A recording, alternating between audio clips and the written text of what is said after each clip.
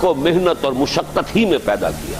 محنت، مشقت، تکلیف یہ ہر انسان کا مقدر ہے، کرنی ہی ہے. فرق صرف یہ ہوتا ہے کہ کسی کی مشقت اور محنت جسمانی زیادہ ہے، اینٹیں ڈھو رہا ہے غریب، کسی چلا رہا ہے. کسی کی محنت مشقت ذہنی زیادہ ہوتی ہے، بیٹھا ہوا تو ہے آرام کرسی پر، ریوالونگ چیئر ہے بڑی آرام دہ، لیکن اس کی جو ذہنی مشقت جو وہ کر رہا ہے. جو جسمانی مشقت کرتا ہے وہ رات کو پاؤں پھیلا کر سوتا ہے، چاہے روٹی بھی پوری نہ ملی ہو، لیکن اسے پتہ نہیں ہوتا رات کب گزر گئی. اور یہ دوسرے جو ہوتے ہیں انہیں رات کو بھی نیند نہیں آتی، مخملی گدیروں پر بھی نہیں آتی. انہیں ضرورت ہوتی ہے ہپنوٹکس کی بھی، سیڈیٹیوز کی بھی، ٹرینکولائزرز کی بھی، یہ ساری چیزیں وہاں چلتی ہیں، اس لیے کہ ان کی جو کوفت ہے وہ کسی اور قسم کی. لیکن بچا ہوا کوئی نہیں ہے. محنت، مشقت قرآن نے اتنی قسمیں کھا کر اللہ نے کہا ہے. ہم نے انسان کو، یہاں کسی انسان کی تخصیص نہیں ہے.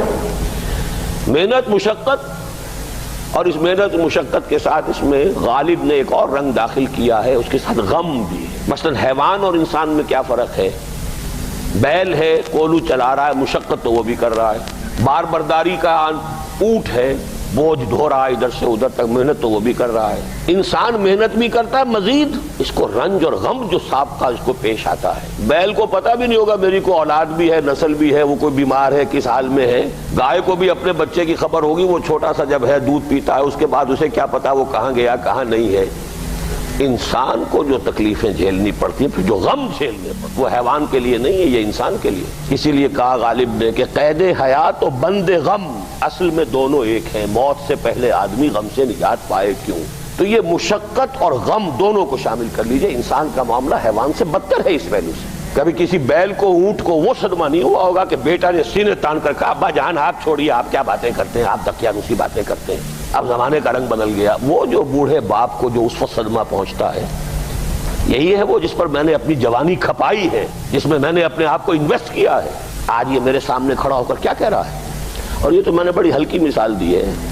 گالیاں دینے والے بھی ہیں، ماں باپ کو قتل کرنے والے بھی ہیں. مرتا نہیں ہے بڈھا کہ یہ مرے تو مجھے یہ ساری جائیداد ملے اور مجھے آزادی حاصل ہو. اے انسان، تجھے مشقت پر مشقت جھیلتے ہوئے، محنت پر محنت کرتے ہوئے ہی آگے بڑھنا ہے، اور پھر اپنے رب کے حضور میں پیش ہونا ہے. یہ اور مصیبت ہے. کسی اونٹ اور کسی بیل سے محاسبہ نہیں ہے وہاں. اس روز کہے گا کافر کاش میں مٹی ہوتا، انسان بنا ہی نہ ہوتا میں، جسے آج ہم بہت بڑا شرف سمجھ رہے ہیں، شرف انسانیت. کاش کہ میں مٹی ہوں، یہ انسان کی حیثیت مجھے دی ہی نہ جاتی کہ میں آج یہاں کھڑا ہوں جواب دے کے. حضور نے فرمایا کل نفس یغدو فبائع نفسہ فموتقھا وموبقھا. ہر انسان جب صبح آنکھ کھلتی ہے، رات کے سونے تک وہ اپنے آپ کو بیچتا ہے. کوئی جسمانی مشقت اپنی بیچ رہا ہے، شام کو 100 روپے لے کر آیا ہے، اس نے اپنی جسمانی محنت بیچی ہے نا. کسی نے اپنی ذہنی محنت، ذہنی صلاحیت بیچی ہے، چاہے وہ ڈاکٹر ہے، چاہے انجینئر ہے، کوئی اور ہے، وہ اپنی ذہنی صلاحیت بیچ رہا ہے بیٹھا ہوا اپنے کلینک میں، اپنے آفس میں. بائع نفسہ، اپنے آپ کو بیچتا ہے. یہ بیچنا تو ہر ایک کا ہے، ہر شخص بیچ رہا ہے اپنے آپ کو. کوئی بدبخت وہ ہے جو یہ ساری مشقت جھیل کر بھی رات کو جہنم لے کر آیا ہے گھر. مشقت بھی جھیلی اور لے کر بھی آیا آگ کے انگارے، اس لیے کہ حرام کاروبار کیا. کوئی وہ ہے جو اس مشقت کے بعد اپنے نفس کو جہنم کی آگ سے چھٹکارا دے کر آتا ہے. بیچا، جائز جگہ بیچا، جائز طریقے سے بیچا اس نے بھی، محنت اس نے بھی کی، مشقت اس نے بھی کی، لیکن اس نے اپنی مشقت کے نتیجے میں اپنے آپ کو برباد کر لیا. تو جب آزمائش میں کوئی پڑے گا تو پتا چلے گا نا کہ کھرا ہے یا کھوٹا ہے. آزمائش میں نہیں آیا، امتحان میں نہیں آیا، کوئی تکلیف آئی نہیں، تو وہ کھرے اور کھوٹے گڑمڑ رہیں گے، ملے جلے رہیں گے. دودھ کا دودھ اور پانی کا پانی جدا نہیں ہوگا. کیا لوگوں نے یہ سمجھا تھا کہ وہ چھوٹ جائیں گے صرف یہ کہنے پر کہ ہم ایمان لے آئے اور انہیں آزمایا نہ جائے گا؟ ہم نے تو آزمایا ہے ان سب کو جو ان سے پہلے آئے. تو یہ تو یوں سمجھیے کہ اس راستے کا ایک مستقل معاملہ ہے. جو آئے سوچ سمجھ کر آئے کہ یہ شہادت گاہ الفت میں قدم رکھنا ہے. لوگ آسان سمجھتے ہیں مسلمان ہونا. جس نے کہا آمنت باللہ، ہم نے آزما لیا. سچ مچ کا یہ ہم پر ایمان کا دعوے دار ہے یا جھوٹ موٹ کا دعویٰ کر رہا ہے؟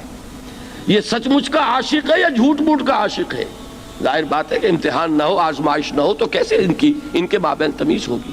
کہہ تو دیا سب نے آمنت باللہ. اب ذرا تھوڑی دیر کے لیے ہم بھی اپنے گریبانوں میں جھانکے. ہم بھی کہتے ہیں نا اللہ کا ہمارا ایمان ہے اللہ پر، آخرت پر، رسول کا عشق کا بھی دعویٰ ہے.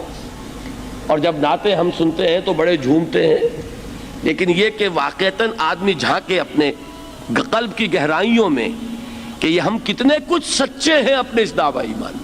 جہاں کوئی معاملہ آیا، اگر ہم اس دین کے اس حکم پر عمل کرتے ہیں تو اتنا نقصان ہوتا ہے، اس حکم کو پیچھے ڈال دیں تو اتنا نفع ہوتا ہے. سچ بتائیے کہ ہم میں سے اکثریت کا فیصلہ کس بات کی طرف جائے گا؟ دین کا حکم پس پشت، دنیاوی مفاد وہ مقدم. تو معلوم ہو گیا کہ ہمارا یہ دعویٰ جو ہے اللہ پر ایمان کا اور آخرت کے یقین کا جھوٹا دعویٰ ہے. کیوں اللہ کی طرف سے یہ چیزیں آتی ہیں؟ دیکھو، کوئی مصیبت تم پر نہیں آ سکتی، نہیں آتی مگر اللہ کے اذن سے. وَمَن يُؤْمِن بِاللَّهِ، اور جو شخص اللہ پر ایمان رکھتا ہو، یہد قلبہ، اللہ اس کے دل کو ہدایت دے دیتا ہے، اس کے دل کو سکون عطا کر دیتا ہے. وہ راضی برضائے رب ہو جاتا ہے، اس میں شکوہ نہیں رہتا، اس میں شکایت نہیں ہوتی، اس میں تلخی نہیں ہوتی. کیوں ہو گیا، کیسے ہو گیا، کیوں ہو گیا، نہیں ہونا چاہیے، نہیں دیتے. یہ سارا جو پیچ آدمی کھاتا رہتا ہے نا، اندر ہی اندر وہ جو پیچ کھا رہا ہے، یہ سب پیچ سے نجات نہیں گئی.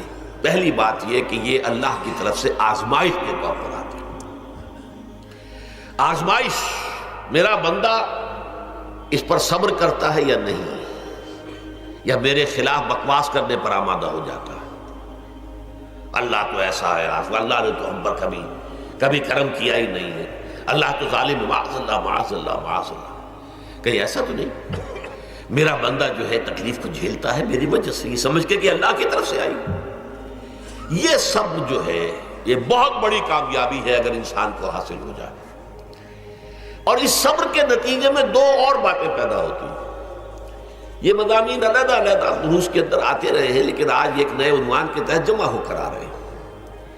پہلی بات یہ ہوتی ہے کہ یہ امتحان کا نتیجہ کیا نکلتا ہے کہ آپ نے ایک امتحان پاس کیا تو آپ کے اگلے درجے میں ترقی ہو جاتی ہے. 5ویں کا امتحان پاس کر لیا نا تو 6ٹھی میں جائیں گے. اب 6ٹھی کا امتحان پاس کریں گے تو 7ویں میں جائیں گے. 7ویں کا پاس کریں گے تو 8ویں میں. درجہ بدرجہ انسان کی دینی، ایمانی اور روحانی ترقی کا ذریعہ یہ آزمائش ملتی ہے. جتنا اس میں صبر ہوگا، جتنا اس میں تسلیم و رضا جو ہے آپ حاصل کرتے جائیں گے تو آپ کے درجے بلند ہوتے چلے جائیں گے. آپ کا امتحان کڑے سے کڑا آئے گا، بڑے سے بڑا آئے گا، مشکل سے مشکل تر آئے گا.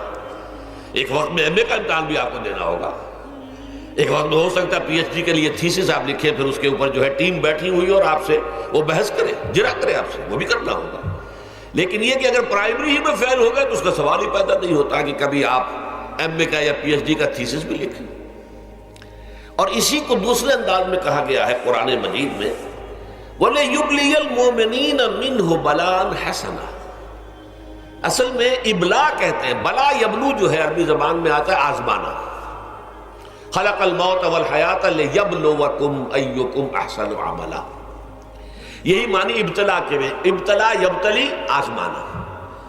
ابلا یبلی جو آتا ہے باب افعال سے، اس میں آتا ہے کسی کو کسی تکلیف میں ڈال کر اس کو نکھارنا، کہ اس کا جوہر نکھر جائے، اس کے اندر جو خیر ہے وہ اور چمک جائے، لوگوں کو بھی معلوم ہو جائے کہ یہ شخص اس مقام کا اہل ہے، اس کے اندر یہ صلاحیت ہے، اس میں یہ قوت موجود ہے. تو یہ گویا کہ اہل ایمان کی صلاحیتوں کو نکھارنے کے لیے اور ان کے درجات کی ترقی کے لیے بھی اللہ تعالیٰ دنیا کے اندر یہ مصیبتیں اور امتحانات جو ہیں آزمائش کے حوالے سے افراد پر بھی اجتماعی طور پر بھی لاتا ہے. اور ایک اس کا اور بھی ہے، اہل ایمان پر اس طرح کے ابتلاء و آزمائش کی ایک نوعیت اور بھی ہے، اور وہ یہ ہے کہ جو بھی آپ سے غیر ارادی طور پر یا یہ کہ آپ نے کوئی گناہ ارادی طور پر بھی کر لیا، اللہ تعالیٰ اس کی سزا اسی دنیا میں دے کر آخرت کی سزا سے محفوظ کر دیتا. گویا کہ اس سے بڑا خیر کیا ہوگا؟